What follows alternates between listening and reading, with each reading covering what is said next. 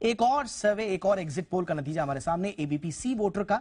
वो भी बड़ा दिलचस्प होगा देखना कि वहां पर क्या बता रहे हैं। अभी जो हमने आपको सर्वे बताया वो जी न्यूज मैट्राइज का है, और यहां पर देखिए कंप्लीट 113 क्रॉस तो नहीं किया है कांग्रेस ने, लेकिन यहां पर भी सबसे बड़ी पार्टी कम से कम कांग्रेस ही बनकर उभरती हुई नजर आ रही है। बीजेपी को 66 to 86 सीट्स मिलती हुई नजर आ रही हैं एबीपी सी वोटर के सर्वे में।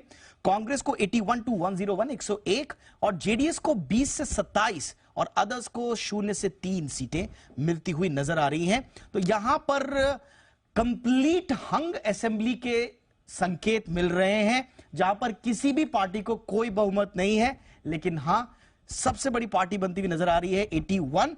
और अगर आप बीजेपी का सबसे मैक्सिमम नंबर देखेंगे 86 और कांग्रेस का 81, तो यहां पर भी एक दिलचस्प तस्वीर उभर कर सामने आती है कि अगर बीजेपी का मैक्सिमम नंबर ये हो गया और कांग्रेस का ये हो गया, तो फिर बीजेपी ऐसी परिस्थिति में होगी कि वो जेडीएस के साथ मिलकर और अदर्स के साथ मिलकर सरकार बना पाए। लेकिन अगर मिनिमम और कांग्रेस के मैक्सिमम नंबर की तरफ चले जाए तो भी ऐसी परिस्थितियां नजर नहीं आ रही है कि कांग्रेस कंफर्टेबली बना पाए, लेकिन हां जेडीएस का ऑप्शन हमेशा रहेगा।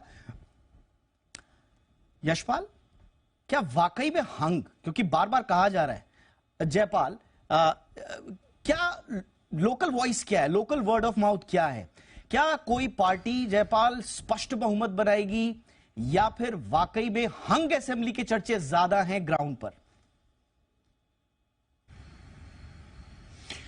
जी देखिए, जो कैडर वोट है किसी भी पार्टी के, उनके अपने अपने दावे हैं, लेकिन जो बीच के मतदाता हैं जो दरअसल ये तय करते हैं कि सरकार किसकी बनेगी, उनके बीच के जब आप चर्चा करते हैं तो वहां पर आपको जरूर इस तरह की बातें सुनने में मिलती हैं कि हो सकता है यह हंग असेंबली हो जाए, क्योंकि इतिहास भी कुछ इसी तरह का रहा है। मैंने अभी आपको पिछले 3-4 चुनावों की चर्चा करके आपको बताया कि उसके अंदर में स्थितियां किस तरह से उभरी हैं। सिर्फ 2018 के समय में एक ऐसी स्थिति उभरी थी जब सिद्धरमैया की सरकार बनी थी और कांग्रेस को एब्सोल्यूट मेजोरिटी मिली थी।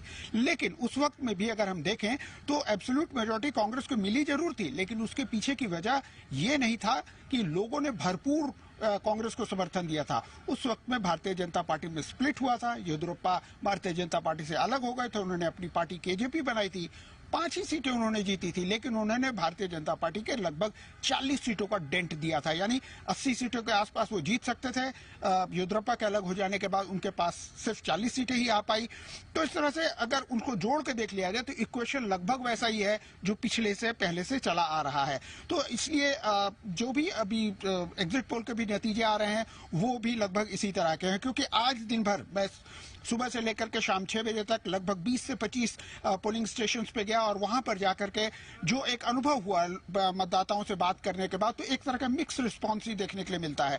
यानी कुछ जगहों पे भारतीय जनता पार्टी के पक्ष में बहुत ज्यादा वोटिंग हो रही थी, कुछ जगह पर कांग्रेस के पक्ष में बहुत ज्यादा वोटिंग हो रही थी, कहीं जेडीएस हावी नजर आया। तो कुल मिलाकर के अगर देखा जाए तो एक मिक्स टाइप की वोटिंग हुई है, और यही वजह है कि जो धड़कन है खासकर एग्जिट पोल को देखने के बाद सभी राजनीतिक पार्टियों की बढ़ जाती है, क्योंकि एग्जिट पोल हालांकि नतीजे नहीं है लेकिन एक संकेत जरूर देते हैं, और अगर ये संकेत सही हैं तो हमें देखना पड़ेगा कि 13 तारीख को जो चुनावी राजनीति है वो समाप्त होती है, या उसके बाद एक नया सस्पेंस शुरू होता है कि कौन बनाएगा सरकार। वो भारतीय जनता पार्टी होगी, वो कांग्रेस होगी, या इन दोनों को छोड़ करके एक बार फिर किंग जो है कुमार स्वामी यानी जेडीएस होंगे। काश हमारे पास कोई जरिया होता कि हम पॉलिटिकल पार्टीज की दिल की धड़कन को ग्राफिक्स के जरिए अपने स्क्रीन पर दिखा सकते। बड़ी दिलचस्प तस्वीर उभरती। अगर कांग्रेस जी और मैट्राइज का सर्वे देखती तो शायद धड़कनें इतनी ऊपर नीचे नहीं हो रही होती, थोड़ा स्टेबल होती। लेकिन जो दूसरे एबीपी सी वोटर का सर्वे है उसको देखकर तो बहुत ज्यादा अनस्टेबल सी रहती। बहरहाल 13 मई को नतीजे हैं, और नतीजों के लिए आपको जी बिजनेस के साथ बने